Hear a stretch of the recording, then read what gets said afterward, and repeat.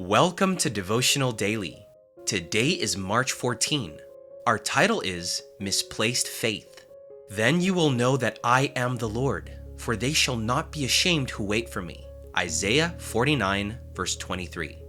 Is it possible that sincere worshipers of the true God might fall into the trap of idolatry, perhaps by coming to trust in something that was originally intended only to promote true worship? The scriptures bear witness to misguided devotion and confidence.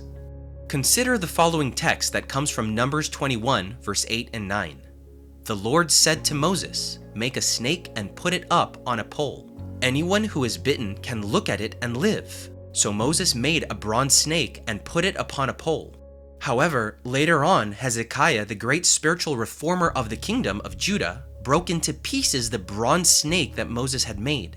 For up to that day, the Israelites had been burning incense to it. What was a symbol became the essence, an object of trust and worship.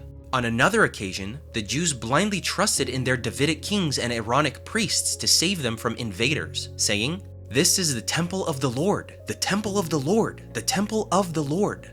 When Jeremiah exposed the error and warned them of their religious insanity, he was imprisoned as an enemy of God. Those Jews looked to the temple and its services for salvation and were guilty of idolatry. Humans suffer from the compulsive evil of replacing God with visible symbols or even people in positions of power. For many, the church, the organization, or the denomination seems to occupy the place of God, although, of course, no one admits this. Their trust is unduly placed in what is fallible, whose purpose is not to ensure salvation. Quite often, we hear the advice to trust in the church, but after all, who is the church? Its administrators, human leaders, and their committees? No! The church, we must remember, is not an extension of God, is not an end in itself, and as history demonstrates, it can fail. On the other hand, the church should not be disregarded because of the failures of fragile human figures who claim to represent it.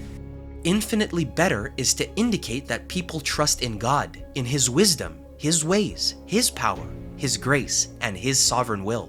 By understanding this, we will not be misled.